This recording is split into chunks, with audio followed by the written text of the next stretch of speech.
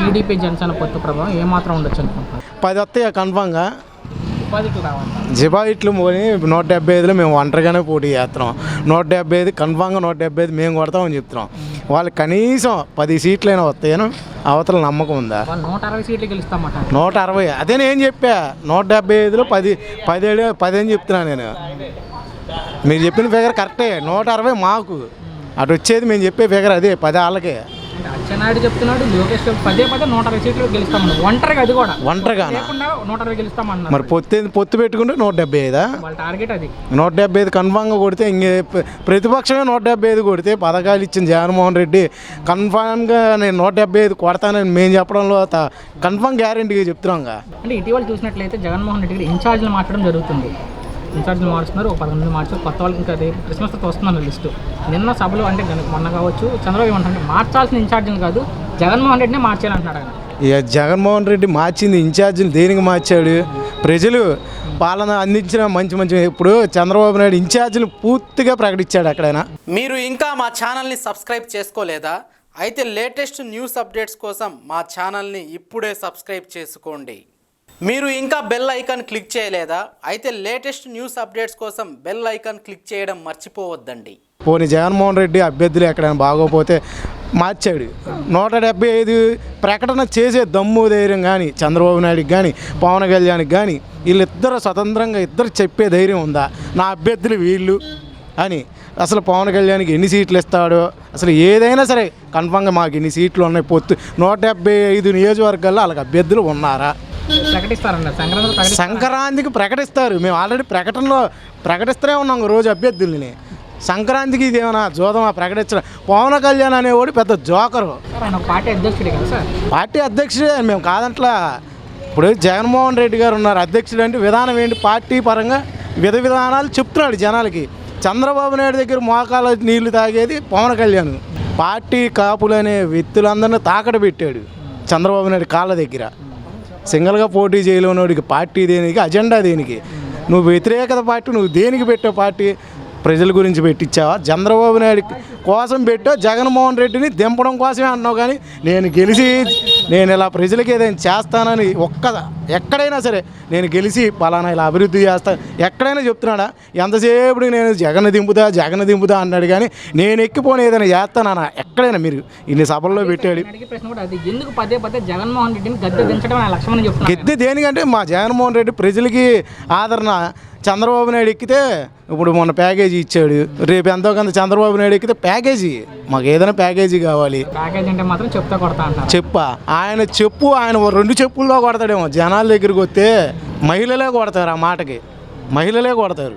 ఆయన 2 చెప్పులే ఉన్నాయి. మహిళల దగ్గర చాలా చెప్పులు ఉన్నాయి ఆడవాళ్ళ దగ్గర. ఒకసారి ఆడవాళ్ళు జనాల మధ్యకి వస్తే ఎవరు కొడతారో జనాలే రేపు డిసైడ్ చేస్తారు. మహిళలు అన్నారు కాబట్టి నిన్న మొన్న ముగింపు సభలో పవన్ కళ్యాణ్ మాట్లాడితే ఏమన్నారంటే వైసీపీ ప్రభుత్వం అధికారంలోకి వచ్చాక సామాన్య జనం మీద కావచ్చు మహిళలపై ముఖ్యంగా ఒంటరి మహిళలను టార్గెట్ చేశారు. వైసీపీ నాయకులు కార్యకర్తలు ఒంటరి మహిళలను టార్గెట్ చేసి వేధిస్తున్నారు.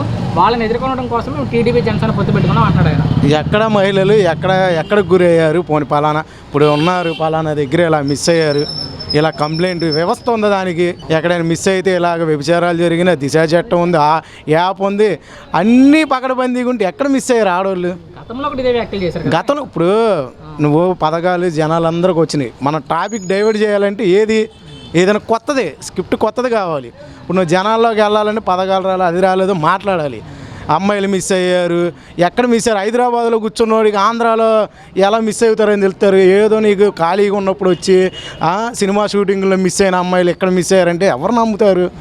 ఈ రాణిగారి తోటలో మీరు తిరుగుతున్నారు. పోనీ ఇంట్లో ఎవరైనా అమ్మాయి మిస్ అయిందేమో చెప్పండి. పోనీ పలానా దగ్గర మిస్ అయింది, పలానా రోడ్లో డోర్ నెంబర్ చెప్తే అర్థమైద్ది. మిస్ అవ్వడం కాదు, ఏదైతే ఉందో వైసీపీ కార్యకర్తలు కావచ్చు, ముఖ్యంగా నాయకులు వాలంటీర్ల సహాయంతో వాళ్ళు మిస్ చేస్తున్నారని చెప్పాడు ఆయన. అవునండి, ఎక్కడ మిస్ చేస్తున్నారు? మేము పలానా డోర్ నెంబర్లో మీ వాలంటీర్లు మిస్ చేశాడు, కంప్లైంట్ ఏమైనా ఉందా? పోనీ చెప్పండి, చూపించండి. ఏదో నోటుకు వచ్చిన సొల్లువాగుడు ఏదో స్టేజ్ ఏకంగానే నువ్వు సినిమాలో డైలాగులు చెప్పేం కానీ నీ అభిమానులే నిన్ను నమ్మట్లా. నీ అభిమానుల్ని చంద్రబాబు నాయుడు కాళ్ళ దగ్గర తాకడ పెట్టావు. నిన్నటిదాకా నేను సింగిల్గా పోటీ చేస్తా సీఎం అభ్యర్థిని ఊగులాడావు. నువ్వు పవన్ కళ్యాణ్ అనే వ్యక్తి అనే మనిషి రాజకీయంలో పెద్ద బ్రోకర్ లాంటివాడు. అర్థమైందండి? చిన్న బ్రోకర్ లాంటివాడు. అతని గురించి మనం పెద్దగా మాట్లాడాల్సిన పనే లేదు. అంటే నిన్న చూసినట్లయితే నారా లోకేష్ ఒక ఇంటర్వ్యూలో కొన్ని వ్యాఖ్యలు చేయడం జరిగింది. అంటే జనసేనతో మీరు పొత్తుగా వెళ్తున్నారు కదా, సీట్లు పంచుకున్నారు కదా, సీఎం సీటు కూడా పంచుకునే అవకాశం ఏమైనా ఉందని అడిగితే అసలు అటువంటి ప్రసక్తే లేదు, ముఖ్యమంత్రిగా చంద్రబాబు నాయుడు గారు ఉంటారు తప్ప పవన్ కళ్యాణ్ అవకాశం లేదు అంటున్నాడు ఆయన. సీఎం సీట్ ఉంది, ఇప్పుడు చంద్రబాబు నాయుడు వెళ్ళే టైంలో ఖాళీగానే ఉంటుంది, తుడుచుకొని కూర్చోవచ్చు, దాని పెద్దదేముంది. ఇప్పుడు ఆల్రెడీ తుడిచి ఆయన కూర్చోబెడదామని రెడీగా ఉన్నాడు. సీఎం పదవి కావాలన్నాడు, సింగిల్గా పోటీ చేయాలి, అజెండా వేరుగా ఉంటుంది. నాకు ఎంతసేపు నా తండ్రిని చేయాలి, నా లోకేష్ తమ్ముడిని ముఖ్యమంత్రి కొడుకుగా చూడాలని చెప్పి ఇది ఆరాటం తప్ప, నేను సీఎం అవుతా, నా పక్కన ఉన్న అభ్యర్థులను ఎమ్మెల్యేలు చేసి నేను ప్రజలకు మంచి చేస్తాను, వాడు నోటమ్మడు వస్తుందా పోనీ, మీరు చెప్పండి పోనీ, నా ఎమ్మెల్యేలను గెలిపించి నేను పలానా అభివృద్ధి చేస్తా అని ఎక్కడైనా మీటింగ్లో చెబుతున్నాడా? ఎంతసేపు ముఖ్యమంత్రి చంద్రబాబు నాయుడు కావాలి అనే మాట తప్ప ఎంతసేపు ప్యాకేజీ. దానికన్నా మరి ముఖ్యంగా ఆయన చెప్పేది జగన్మోహన్ రెడ్డి గద్దె దించడమే నా లక్ష్యం అంటున్నాడు ఆయన ప్రతిసారి. అదేనండి మీకు వివరంగా చెప్పేది ఏంటి, ఎందుకు జగన్మోహన్ రెడ్డి కానీ ఎందుకు అలా టార్గెట్గా చెప్తారు? ఇప్పుడు జగన్మోహన్ రెడ్డి డబ్బులు పెట్టి కొండ, ఇప్పుడు చంద్రబాబు నాయుడికి కావాల్సింది ఏంటి, డబ్బులు. వాడికి కావాల్సింది డబ్బులు ఇస్తే ఎవరినైనా గద్దె దింపుతాడు వాడు. మొన్నటిదాకా మీరు చూసారు ఎలక్షన్లో సిపిఎంతో పొత్తుతో ఉన్నాడు, అందరితో ఉన్నాడు, అందరూ అసలు ఆయన నాకు తెలిసి ఎవరితో పొత్తు లేకోకుండా ఉన్నాడు చెప్పండి మీరు.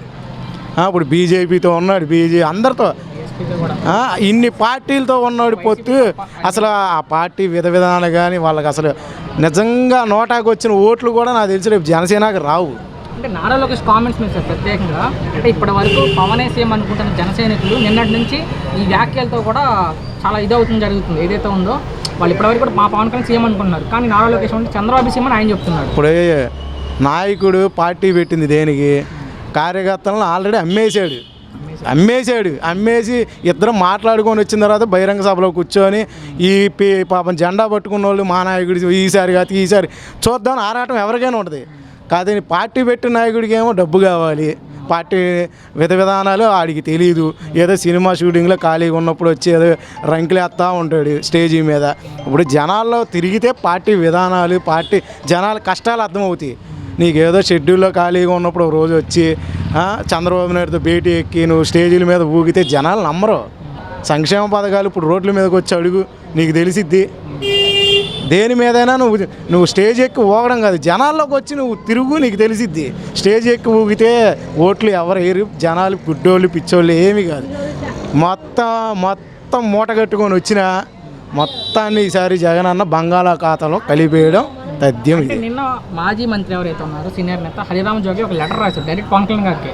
ఏమని రాశారంటే, ఇలా పవన్ కళ్యాణ్ ఏదైతే ఉందో లోకేష్ మాట్లాడడం జరిగింది సీఎం సీట్ గురించి, ఈ విషయం మీకు తెలుసా, ఒకవేళ తెలిస్తే మీరు ఎందుకు మౌనంగా ఉన్నారు, మాకు సమాధానం చెప్పండి అని ఆయన అడుగుతారు. హరిరామ్ జోగి గారు జాకిలు పెట్టి పవన్ కళ్యాణ్ లేపుదాం అనుకుంటున్నాడు. ఆయన లేపే బదులు ఈ మనోడు అప్పుడు ఆయన ఎంత సీనియర్ నేత, ఆయన పార్టీ విధానాలు ఎన్నోసార్లు చెప్పాడు, పొత్తొద్దు మనం సింగల్గా వెళ్తే ఈసారి కాకపోతే నెక్స్ట్ సారి అయినా మనకు ప్రతిపక్ష హోదా ఉందన్నాడు. సొంత పార్టీ నాయకులనే లెక్క చేయట్లా, కార్యకర్తలనే లెక్క చేయట్లా, నాకు ఏదైనా ఎజెండా ప్యాకేజీ. అంటే దానికి చెప్పేది ఒకటే, ఆయన ఎప్పుడు చెప్పేది ఒకటే, నేను సింగిల్గా వెళ్తే మాత్రం జగన్మోహన్ ఎదుర్కొనలేను, ఓడి చీలిపోతే మరి మళ్ళీ ముఖ్యమంత్రి అవుతుంది, అలా అవ్వకూడదు కాబట్టి పొత్తు పెట్టుకుని. ఇప్పుడు మీరే చెబుతున్నారు నువ్వు ఓడీలోనే పార్టీ దేనికి, మీరందరూ కట్టగట్టుకొని వచ్చినా ఇప్పుడు ఓడీ లేడని చెప్తున్నాడు. పార్టీ దేనికి పెట్టావు మరి నువ్వు? పోయినసారి ఓడిచ్చావు, ఏమైనా అయిందా? ప్రతిపక్షంలో ఉన్నాడు జగన్మోహన్, సింగిల్గానే పోరాటం చేశాడు, సీఎం అయ్యాడు. మీరు అంతమంది అదేనండి చెప్పేది. ఈసారి కట్టగట్టుకొని వచ్చిన ఈసారి జన సైనికులు అనే ఓడు సిగ్గునే ఉన్న మానవత్వంతో ఉన్నాడు, ఎవడు జెండా పట్టుకోవడానికి ఎదురుకి వెళ్ళడు. అట్లా ఎవరైతే జన సైనికులు చెప్తున్నారు ఒంటరిగా వెళ్దాం ఇట్లా పొత్తులో వద్దని చెప్తే వాళ్ళందరినీ వైసీపీ కోవట్లుగానే చూస్తాను అంటాడు ఆయన పవన్ కళ్యాణ్. వాళ్ళ కార్యకర్తలే నమ్మట్లేదండి కోవట్లు. వైసీపీ వాళ్ళని చూడడం దేనికి? వైసీపీ కార్యకర్తలు బలంగానే ఉన్నారు, వాళ్ళ కార్యకర్తలు వాళ్ళ నాయకులు వాళ్ళు బలంగానే ఉన్నారు. కోవట్లు ఫస్ట్ ఇప్పుడు మీ టీడీపీ జన సైనికులు కొట్టుకున్నారు, మా ఓడి ముఖ్యమంత్రి అని. ఫస్ట్ మీ పార్టీ పిల్ల సైనికులకి చెప్పు, నువ్వేమవుతావో ఫస్ట్ నీ పార్టీ శిల్ల సైనికులకి, నీ పార్టీ అధ్యక్షులకి, నీ నాయకులకి ఫస్ట్ క్లారిటీ ఇవ్వు.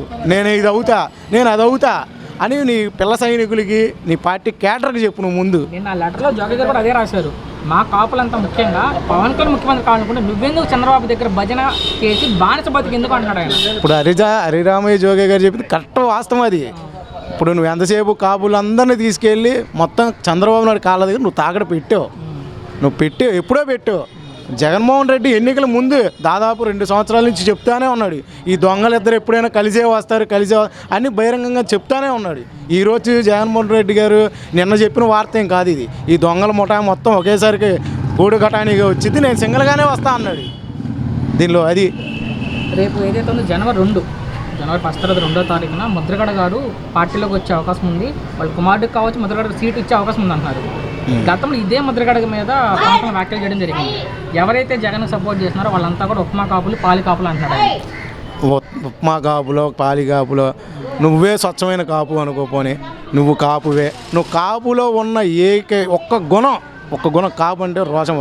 ఇప్పుడు అనకూడదు, రంగగారు కాపు ఉద్యమ నేత, పేదల గురించి తెలిసిన నేత, నీకు ఆయనకున్న ఒక చిన్న రోషం ఉందా? నువ్వు కాపు అని నువ్వే పోనీ, వేరే వాళ్ళేమో కాపులనేమో తిడుతున్నావు, వాళ్ళకి రోషం లేదు. అది నువ్వు నిజమైన కాపు అయితే చంద్రబాబు నాయుడు సంఘ పొద్దున్నే అటుపక్కన హైదరాబాద్లో నాగుతావు, ఆంధ్రాలో నాగుతావు. నువ్వు కాపు ఎలా అవుతావు? కాపుల్ని నువ్వు హింసపరిచి ఆ మంత్రులు నువ్వు చిన్న చూపు చూసి కాపులందరినీ మోసం చేసి చంద్రబాబు నాయుడు కాళ్ళ దగ్గర నువ్వు తాకడ పెట్టి ఇవాళ నువ్వు కాపుల గురించి మాట్లాడే నైతిక హక్కు పవన్ కళ్యాణ్కి లేదు. ఫైనల్గా చెప్పండి సార్, జగన్మోహన్ రెడ్డి గారు ఏదైతే ఉందో వైనాట్ 125 అంటున్నారు, నారా లోకేష్ గారు పవన్ కావచ్చు, చంద్రబాబు కావచ్చు, 160 సీట్లు గెలుస్తామన్నారు. ఈ రెండింటిలో ఏది సాధ్యమయ్యే అవకాశం, ఎంతవరకు ఎవరు గెలుస్తారు? ప్రజల్లో తిరగని వాళ్ళే 160 సీట్లు వస్తాయని కన్ఫామ్గా చెప్పిన వాళ్ళు, ప్రజల వద్ద నిత్యం పరిపాలించే జగన్మోహన్ రెడ్డి గారు 175 కొట్టడంలో దీనిలో ఏ సందేహం ఉంటుంది? ప్రజల వద్ద నిత్యం ప్రజల కోసమే అన్వేషిస్తూ ఆయన పథకాలు కానీ సంక్షేమ పథకం ఇంటింటికి వెళ్తే తెలిసిద్ది. జనాల మధ్య తిరిగాను 175 కొడతానన్న వ్యక్తి జనాల మధ్య దొంగల్లా తిరిగే వాళ్ళు, వీళ్ళు 160 కొట్టిన చెప్పేవాళ్ళు, మాటలు నమ్మిన వాళ్ళు 175. మేము పనిచేసాం కాబట్టి మనస్ఫూర్తిగా చెప్తున్నాం, 175 కొడతాం కన్ఫామ్గా.